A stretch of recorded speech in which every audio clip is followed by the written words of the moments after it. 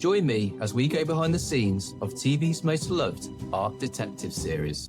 Welcome to a new behind the scenes podcast for Fake or Fortune. My name is Matt Smith. I was a director and producer on the series.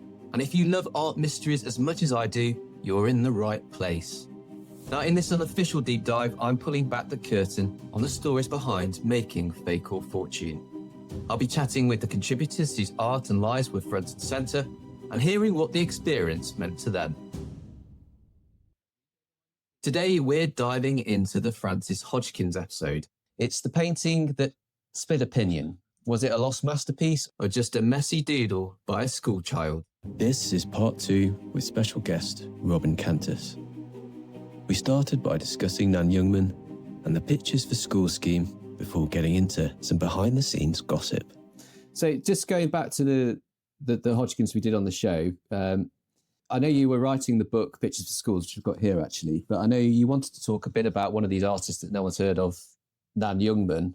But we didn't talk about it, did we? Because I think I said at the time it was all getting a bit complicated because we had Vera Cunningham, who we thought the picture might be by, but it wasn't. And then this Frances Hodgkins has sort of come out of nowhere, really, which we were hoping it's by because her pictures are quite valuable. But I think you wanted to really talk about Nan Youngman. You did get into it to a certain extent in that you interviewed Natalie Bradbury, who I think I recommended to the researcher. So sort of like, so there were elements of it. And I think I also recommended Frances Spalding. Everybody that was on the show was actually fantastic. Yeah, everyone sort of that was on the show actually were people that I know, which also makes me feel a bit guilty.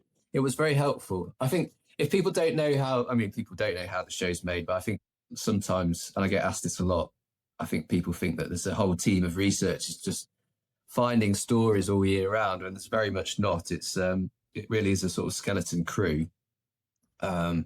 And I don't have any art background. I love art, but I'm interested, which is half the battle. But I'm not an expert. But we have some fantastic assistant producers and researchers. And yeah, when we did this story, it's always helpful when the owner has some background, so we could sort of hit the ground running, because really we don't have any time to do research at all. And, in some of these pictures we do, certainly the old masters, people can spend a whole lifetime researching them and never get any closer to a name. I know you knew more than you were letting on at the time, but it did help us. I don't know if you knew that you knew that. I think I probably knew you were hiding something, but I was happy to go along with it because I thought it was such a good picture and there was such a good story to be told. You obviously hadn't done the biggest issue for us is people writing in who are pretty certain they know what they've got, and there isn't really anything for us to research. Whereas with this, I think you had a good idea that it was probably right, but you hadn't had it rubber stamped, and you hadn't done any analysis on it either. So there was something for us to run with there. I figured that if I'd given all of it away, that it would have been a very boring show for you to sort of make. But also you validated my research by doing it yourselves as well. I sort of sent guides and things like that. I'd sent what sort of Mary Kisler had done. But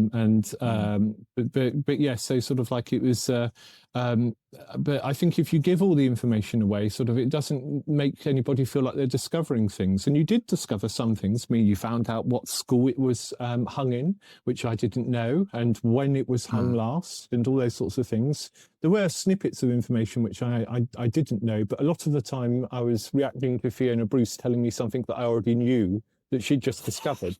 So it was the best acting I've ever done in my life. And so, but again, you played the game very well. Well, I came across it very passive. So that was the other thing. Yeah. So because I didn't, it's a very strange one, isn't it? Sort of like, because you're sort of, when I'd actually got into it, I thought, oh, bugger, sort of all these people are really invested in this. And sort of here's me sort of like having to go, oh, gosh, that's fascinating. And I don't react like that. And I'm a very sort of like, I think I was quite annoying to film because I don't react to much ever. So sort of like, so I was quite deadpan actually throughout the whole thing. No, I thought you were good. I think I was slightly surprised at the verdict because I did wonder. You were very good. I did wonder if you weren't sure if it was right at the very end, and you were quite nervous. It came across as you were a bit nervous. I didn't contact Mary during the whole filming at all, so I didn't want to know. We should be clear that we did tell you when we started the program that don't do any research, and you stopped doing all the research, didn't you? I did. You sort of gave us the leads that you'd started, and then we sort of followed them up, and then took it sort of to the next step. Yeah. Well, I figured it'd be a conflict of interest for anyone that's also sort of been contacted by you. Then if I sort of popped up, it means that there's some sort of interference going along. And I didn't really want there to be a question of anything like that, because I wanted those chemical tests. So, really, and so, and you got them. Yeah, well, because they're very expensive. But I mean, it must be sort of like £5,000. I don't know how much it costs, but they're not cheap, are they? Oh, it was. I know BBC wouldn't have paid that, anything like that, but quite possibly, yeah. If private work, yeah, fascinating and a lovely man, and sort of like a very professional studio. And the day that we went there was a Matisse on the table. I remember that. Yes. Yeah. So sort of like, but you see sort of like, and then you sort of look at my picture and think, because they sort of, so yes. But why I was curious and why I wanted to talk about Nan Youngman was because the whole Pictures of Schools movement was the reason why I ended up sort of in this council's collection. And I think it was just a curious moment of liberalism and joy, and trying to eradicate reproduction prints and Medici prints and sepia images of masterworks by putting real paintings by living artists into schools. And that was the early motto, real paintings by living artists. And so Cambridgeshire was the one that started it with Lowry. They bought a Lowry in 1943, I think for 35 guineas, which later they sold for just over 400,000, I think. My memory on it's slightly sketchy because I've written other books since then. But yes, so the idea was that Cambridge had lots of new schools, one which had just been designed by Walter Gropius, was the Bauhaus, who'd just fled Germany during the war. And then they wanted to fill them with art, and that through the society, through art, education in art, that the idea was that if all councils would use their library services to loan out paintings to schools, they could rotate them round, and a small collection of works would still be entertaining. But a lot of the councils ended up acquiring huge amounts of work from like many different artists, due to the fact that Nan Youngman organised exhibitions annually for many years, selling works of art by artists very cheaply to councils without gallery fees. So is this before the scheme started with Nan? She was lending them out to schools, or was that no? So it was with Henry Morris. She set up the scheme. So Henry Morris is the head of education in Cambridge Council, and she'd recently become the head of art education, going around trying to invigorate art teachers in schools, primary schools, secondary schools, into being interested, because art was always considered, you know, sort of like a rather boring topic to teach. And so anyone could do it. You find that the PE master was sort of teaching the art class. So sort of it was, you know, sort of, it was trying to sort of like loosen up those things and inspire lots of young teachers by having her go round. And the idea had come from a multitude of different reasons. One of them was the various loan schemes that had happened in other ways. And I mean, we should go into this sort of like so far, but sort of like, I mean, I would ramble on forever and never get to a point. No, but I suppose it's just she was instrumental in the scheme being the success that it was, and she was part of it right until the end, wasn't she? For free, donating huge amounts of her time, writing to artists, you know, all over, asking them to sort of submit works and all these sorts of things. Having a team of loyal friends who acted as for free as secretaries and, you know, sort of people putting up hanging the exhibitions and so on. They had many of their exhibitions at the Whitechapel Gallery, which was a friend that she'd met in Cambridge, who was running it at that point, Brian Robertson. So, but she seemed to be someone that was remarkable in organising people and being so social. And so, if you look into her archives, there's letters from all sorts of people, and it's usually about pictures of schools, because she was trying to get artists to offer works up that were good, but wouldn't actually gain them as much money, or potentially could get them as much money because of gallery fees. The curious thing about sort of Frances Hodgkins' works that sort of went up for sale in pictures of schools was how expensive they were. They're by far some of the most expensive paintings, watercolours and gouaches that sort of appeared. And that's I thought that as well. Some of them are drawings, actually, very expensive drawings. Yeah, but sort of like far beyond, like, by pounds. I mean, back then, the expectations of other people, which again shows you how highly she was regarded and how little she's remembered really today. So she made friends all over, and you know, there are a multitude of books about her, but again, there's never really been anything like a tape retrospective of her, or enough profile to give her recognition in you know, the wider artistic world. But that might be because most of them end up in New Zealand sooner or later. Yes, yeah. I know they had quite a big retrospective of their work, well, a couple of years ago. And yes, as we know, they've got most of her collection. Which they bought back. So when I was researching John Aldridge, I got one of the Barfield artists, I got hold of his will and noticed that there's a Frances Hodgkins in his house, and that from 1933, when they shared an exhibition at the 7 and 5 group. And so he'd acquired this work off of her, and then also acquired a whole bunch of Alfred Wallace's too. But it's sort of curiosities like that sort of pop up. And but when that was sold, that went off to New Zealand. So sort of, and it's just fascinating that you see for a very long time they have been acquiring her works back, and so building her legacy back up again. Well, it's the same with the Helen McNichol picture that we did in Canada. I mean, actually, they are lovely pictures. They're very bright and, you know, pleasant, but you look at some of the details of the faces and the hands, and they're not sort of the same level as the top sort of French Impressionists. But yes, it's their story, and they will, all those pictures have ended up in Canada, even though most of them are painted in Europe. So it's a similar story to Frances. That's why the reasons I was so glad to be able to tell her story, because I think she was such an interesting character. And I know you're not a fan of the picture you had or have. What do you think of her as an artist now? Do you appreciate her a bit more? It's not that I'm not a fan of it. I have grown to like it because I've stared at it for so long. I mean, sort of like I spent hours sort of like pointing at details on it for the camera and things like this, and sort of like all the stuff. But, you know, it did make me appreciate it more, especially going to see the location of where it was painted. That certainly helps, because actually it's pretty realistic. It's not that far away. Yeah. If you look at my painting, you can see how it looked like when it had a concrete access to the mine shaft, and probably had the gate recently removed. Since then, the National Trust have acquired it and cleaned up the site. So how you see it today is how it looked in Roman times. So sort of how it appears in my picture was literally just before the war, or I think, or sort of like in the 30s. I can't remember when it was done.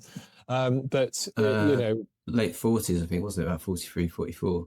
But I think I look back at that and it's, you know, it's a National Trust footpath. It's all very nicely laid out, very easy to walk on. It's not muddy. I can imagine what it was like for her back then to walk all the way up from, you know, the inn up that hill where there's probably no footpath at all. It's probably just all overgrown. And to paint, I think that's remarkable.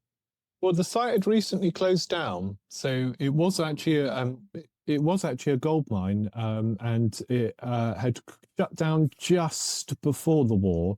And I think that the lady that was there said that many of the buildings were pulled down, but not all of them. And so the picture that's on the other side, I actually think is of the actual, the base bit where the mine was, because everything that we saw was artifice. It was all reconstructed afterwards. Even the wheel that was there had been imported from the north, because I was interested in asking her sort of how much of this is original, and she said none of it. So, which is fascinating. I remember that. But I mean, so, but seeing sort of where it was, and yes, it's a heck of a way, and it's a very steep hill. I mean, it must have taken us about 15 minutes to get up there. And we vaguely knew where we were going, as in to like a series of mines, because it wasn't just that one, was it? There were 3 stacked on top of this hill, one after the other. That's right. Yeah, I think it was the top one, because you can see the horizon, the sort of the top of the peak of the hill, can't you? In the picture, so it has got a horizon on it. So I think it must have been the top one. So otherwise, you would have seen the one above it as well, I think. Well, in my picture, there's a sort of one of those fences which is made of sticks of wood with sort of wire twisted around the top, and is. Those are the details that I like. Or by that point, the National Trust had removed that, I would imagine. But you're sort of trying to think about what it was like as a recently shut gold mine that had wanted to have a bit of enclosure. And so obviously that probably was the perimeter of it. Yeah. Exactly. I mean, it was a fascinating sight, a beautiful day. And I mean, that does help me feel sort of more interested in it, because all the colours are quite murky and dark in this picture. And of course, like the umbers and the greens and the browns. Yeah, that's absolutely. It was like that. Yeah, it was. I think it's. I'm trying to wonder why I like it so much, but I think it's one of those pictures you can sort of just get completely lost in, because there is so much going on. And on the surface, I think if you glance at it, yes, you probably think it's done by a novice, but actually, I feel like it's really well thought out, and it does show a real, a master of her craft. The different shapes she uses for things as well, and it's not all abstract. Some of it's quite well, drafted, but it's done with real freedom, I think. And it's the washes she uses as well to get those colours. I think it's a picture I could just happily just get lost in. It's such an unusual subject, isn't it? Well, what I find interesting about her and also Kitty Church is they both paint almost like calligraphy at times. And at the other one that I've got of the farm, I think that sort of the person that did that would have decorated studio pottery perfectly, because there's a thing that artists can't do it, but calligraphers can. But it's the use of lines and sort of and just how exact it is. And when Frances Hodgkins commits a brushstroke to painting, I don't know if it's the fact that she didn't have the money to get another sheet of paper, or if that she was so certain. But the farm one I've got, I absolutely truly love. I think it's a wonderful painting, because it is so exact and there's no element of working out. It is just painted onto it in the way that sort of people imagine, Jackson Pollock to be painting a work. This is something which is just committed straight to the paper. It's actually on the floor down there. So sort of like, I should say, sort of these pictures, sort of like, they shouldn't all be on the floor, but sort of like, unfortunately at the moment it is. Well, you have to show, if you send me a picture after this, we'll put it up so people can see it. But this was the picture you bought. You talked about it at the start, but sorry, Richard, remind me, where did that picture come from? Because that was a bit of a surprise as well, wasn't it? That was, so by this point, I'd researched enough Hodgkins stuff to be able to feel that I could recognise one. And was this after buying the one that we researched in the show? Right, okay. Yeah. And so obviously I had them both before, because I handed them both to you. So but I felt that this one was correct enough, and it had a link with Kitty Church, who, as I said, I'd got probably about 100 pictures by her, if not more. Right. And so sort of like it's these sort of mad hoardings and things like that. And I don't know, it felt more exciting. And there's one actually picture very much like it in the Penguin Modern Painters collection, sort of like the book, sorry, that felt that if it was a fake, it was a damn good one, but it wasn't. Yeah. I mean, to be honest, it was the right price. I mean, sort of that comes down to it. So sort of like it's, you know, it's cheap enough that if it was a mistake that it wouldn't really hurt me. And it was, if it's real, it would be a real benefit. And it seems to be sort of everyone saying that it's real. So that turned out to be another little money spin in the hypothetical thing of it not actually gaining money at all, because, you know, it's just another possession at the end of the day. Everybody thinks that, you know, oh gosh, it must be wonderful to have all this, and sort of like, well, it's not like I can go out and buy anything with it. I've still got the damn pictures, so I like. Well, I was going to say, so trying to sell them. So you have decided to keep them both. Yeah, I've not. So people have tried to buy them off of me for sure, and I've had sort of like various instances where sort of horrible middle-aged men sort of come up and sort of like, you know, sort of rub up against you, sort of like offering cards and sort of saying how much money could be made, you know, sort of like real scammers, sort of saying, well, you know, if you hand it over to me, I can sell this for you. And I sort of think, well, I've got most of the galleries that, you know, sort of were on the authentication board for Frances Hodgkins on my phone, like in various bits of WhatsApp. Why would I bother with you? But of course, I think there's a lot of public perception in sort of that I might know less than, you know, sort of than it was. We didn't really go into the fact that, you know, I write books. Well, I think a lot of, you know, most people writing into Fake a Fortune don't know very much, or, you know far less than you do, but it's your life, isn't it, really? And it has been for a long time. So yeah, this is basically my personality now. So buying stuff, so cheaply. Again, I tend to reject the idea that sort of I'm going around buying really, really expensive things. There's only a few times that I can say I've ever sort of gone hungry because I've acquired works. But it's mostly because I enjoy the hunt of finding something very cheaply. I enjoy what it is. And it doesn't put any pressure on me, but it's just fun discovering and learning about sort of strange women artists usually. But even about the subject of something, I've acquired works that sort of I knew nothing about it, but I know the subject very well. Sort of say if it's like Cly Mill or something like that. But instinctively, there has to be a lure in order to sort of like make you feel like attracted to buying something. One of the people I'm sort of very fond of is sort of David Bomberg and, you know, sort of like Albach and not Frances, what's her name? Dorothy Mead there, and all these sorts of things. Those people, so they come up far more often than you think. It's just that when they do, and they're attributed, sort of like, and they are, you know, completely certain at the time, they're very expensive.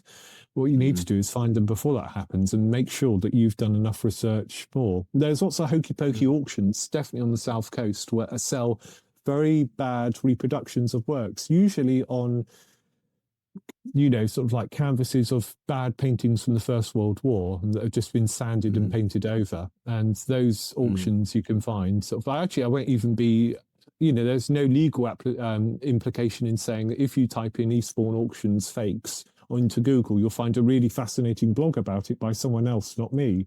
And that's just, again, presenting that evidence and sort of like could never come back to bite us. But I think it shows that, you know, that blog that's online is a really fascinating example of the sort of works that get faked. And they tend to be people who are much more famous than the works that I collect. There's all these artists flying around. And Nan Youngman painted as well, didn't she? But she was a relatively unknown artist. But you do see her pictures come up, because we've spoken about a few that we've both noticed come up for sale.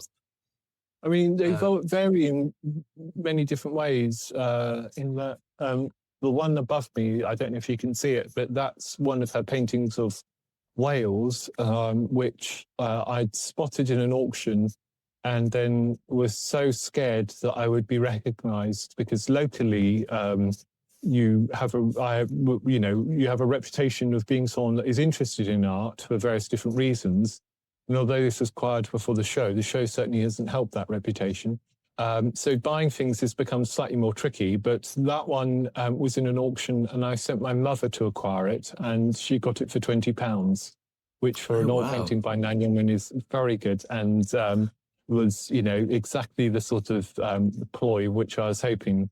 I know where it came from, the house it came out of. I can see photographs of it from when it was up for sale. It's owned by a woman called Alice Roughton, who is a Cambridge psychologist. But there is a big scheme of sort of people in Cambridge. Well, not scheme. There's just a big circle of artistic people back in the sort of like Cambridge, probably up until about the 1980s, where all these old academics sort of died off or retired.